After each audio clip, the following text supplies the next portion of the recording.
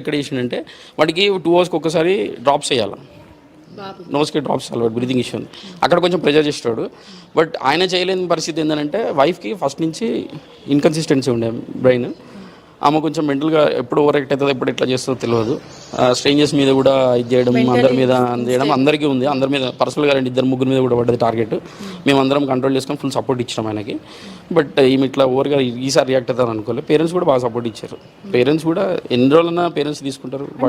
గొడవలు ఏమైనా అవుతుండేనా అపార్ట్మెంట్లో? ఆమె ఎవరి మీద గట్టిగా అడవడం, లేదంటే చుట్టుపక్కల ఉన్న వాళ్ళని అట్లాంటి పిల్లల మీద అరిసేది, బయట ఎవరైనా ఉన్నా కూడా అజ్యూమ్ చేసుకొని వాళ్ళేమో ఈమె గురించి మాట్లాడుకుంటారని ఆమె పర్సెప్ట్ చేసుకోవడం అనడం అవన్నీ జరిగినాయి. 4-5 ఇన్సిడెంట్లు జరిగినాయి. యాక్చువల్ చెప్పాలంటే కాలనీ వాళ్ళను పక్కనున్న వాళ్ళందరూ చాలా కోఆపరేట్ చేశారు. She did a lot, but it's not పర్సనల్గా తీసుకున్నంత చిక్కా చేసేది కాదు. ఒక 2-3 పర్సనల్గా అయింది. వాళ్ళు కూడా యాక్సెప్ట్ చేశారు, మేము హ్యాండిల్ చేసుకుంటాంలే, లైట్ తీసుకో, ఫ్యామిలీని సపోర్ట్ చేద్దాంలే అని. ఏదైనా మీటింగ్స్ అయ్యేదా తిన కోసం? ఏదన్నా ఇన్కన్సిస్టెంట్ మీటింగ్స్ 2-3 అయినాయి. అందరు లేడీస్ కలిసి డిస్కస్ చేసుకొని తీసుకుందాం అనుకున్న స్టెప్, కానీ వాళ్ళకి తెలియదు కదా మ్యాడ్నెస్ వాట్ ఎక్స్టెంట్. మీరేమనుకున్నారు? తనకు నచ్చ చెప్దాం అనుకున్నారా, లేకపోతే వాళ్ళ భర్తని హాస్పిటల్ తీసుకెళ్ళమని అట్లా ఏమైనా అనుకున్నారా? నేను యాక్చువల్గా వాడికి ఫ్రెండ్ని. Shri Venkatareddy is my best friend in this apartment. మేము ఏమనుకునేటోళ్ళం అంటే ఉంది కొంచెం ఆమెకు ప్రాబ్లం ఉంది, but he is a good husband. నేనేమంటారంటే మెంటల్ హాస్పిటల్ తీసుకుపోయి జాయిన్ చేసే అంత మ్యాడ్ హస్బెండ్ కాదు. He will take control. బాగా రెస్పాన్సిబుల్గా ఉండేటాడు. ఎక్కడికి తీసుకుపోవాలన్నా కూడా చాలా కేర్ఫుల్గా ఉంటాడు. But is more careful, is made him betrayed అనిపించింది.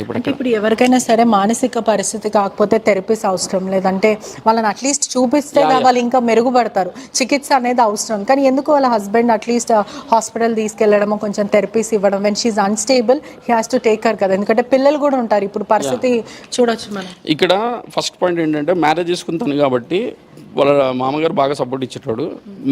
నేను so they don't want to take in to her. ఆమెని అట్లా నయం చేయడం కన్నా మనమే పర్సనల్గా తీసుకుందామని చేసుకునేటోళ్ళు. Love, it is out of love. ఇక్కడ ఏమిటిదంటే parents out of love, husband out of love వల్లనే ఈ ట్రాజెడీ. ఇంకోటి మ్యాడ్నెస్ని కంట్రోల్ చేద్దామని ఓవర్ కాన్ఫిడెన్స్ ఉంది వాళ్ళందరికీ. అది ఇట్ ఈస్ ఇట్లా రియాక్ట్ అవుతారు. వాళ్ళు కూడా మొన్నదాకా 4 months కంటిన్యూస్గా వాళ్ళ మమ్మీ ఇక్కడే ఉండి మానిటర్ చేసాను. మేడ్ కూడా ఉంది, మేడ్ కూడా పెట్టాడు, చూసాడు. తను కూడా ఎప్పుడు నిద్రపెట్టాడుగా, చూసుకుంటా ఉండేటాడు పిల్లల్ని.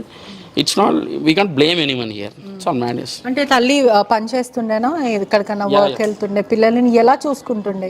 మేమందరం ఏమనుకున్నామంటే ఆమె empty mind makes much noise అన్నట్టు, ఖాళీ ఉండడం వల్ల ఏదో జరుగుతుందేమో, కొంచెం ఎంగేజ్ చేయని, బయటికి తీసుకెళ్ళడం, టూరిస్ట్ స్పాట్స్ చూడడం అన్నట్టు. మాతో కూడా టూరిజం 2-3 సార్లు చేసాడు. Is always looking in to the tourism. ఆమెను బయటకు తీసుకుపోయి రిలాక్స్ చేయడానికి ట్రై చేసాడు. కానీ ఈసారి ఏందో అవుట్ ఆఫ్ లైన్ అయిపోయినట్టు అనిపించింది. అంటే సెకండ్ మ్యారేజ్ అని తెలుస్తుంది, భర్త మాత్రం అంత బాగానే చూసుకుంటాడు. I think personally he is not a second husband kind of stuff. Is absolutely real husband. మంచి హస్బెండ్, మంచి ఫాదర్, మంచి మదర్. మామ్ కూడా ఇవ్వాల్సినంత బెస్ట్ ఇచ్చేసింది. వాళ్ళు కూడా ఏజ్ అయిపోయింది, మ్యాడ్నెస్ ఎన్ని రోజులని భరిస్తారులే. కానీ బట్ ఆ అమ్మాయి ఊక అనేది నన్ను హాస్పిటల్ వేస్తారా, నన్ను ఇట్లా చూసుకుంటారా, నన్ను అట్లా చూసుకుంటారా అన్నసరికి ఆమెది ఏముండేదంటే మనీ మొత్తం. ఆమె ఫైనాన్షియల్గా క్రైసిస్ అని అన్నారు, కానీ there is no such crisis. అందరూ well settled, one strong financial family. ఆమె ఇంటెన్షన్ ఏంటంటే హస్బెండ్ నుంచే డబ్బులు ఖర్చు పెట్టాలని ఎక్కువ ఎక్స్పెక్టేషన్స్ ఉండే ఆమెకి.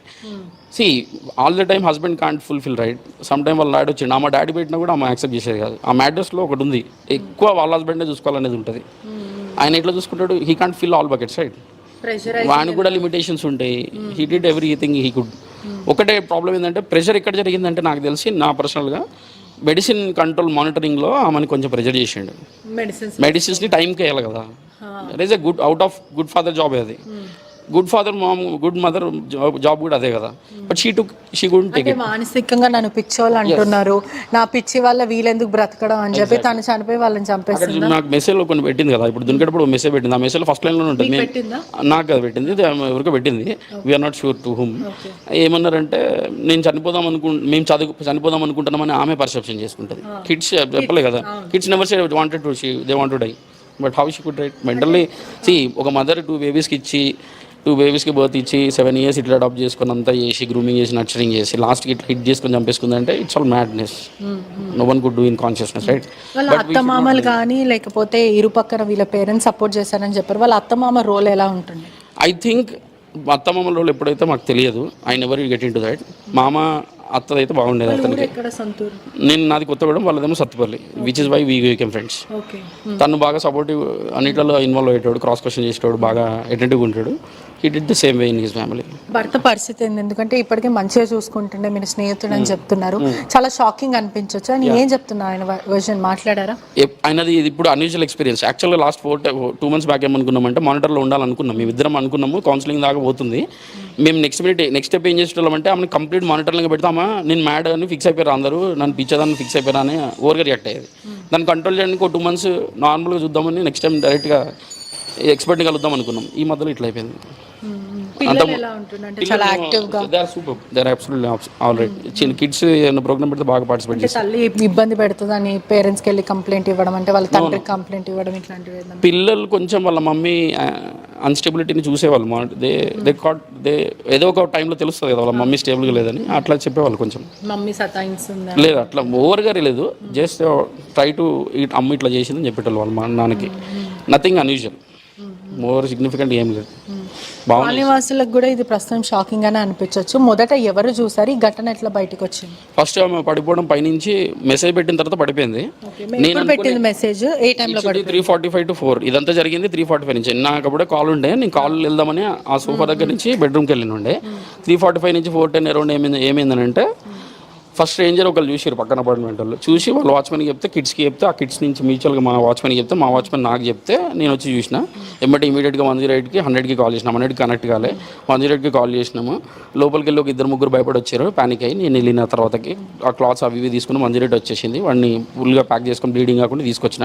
మొత్తం అప్పటికే రక్తం అడుగులో పడిపోయి ఉన్నారు. He's out, he's no more. వాడిని కదిలిపి చూసిన లేడు, వాడు మొత్తం వాడు he's dead, he's completely dead.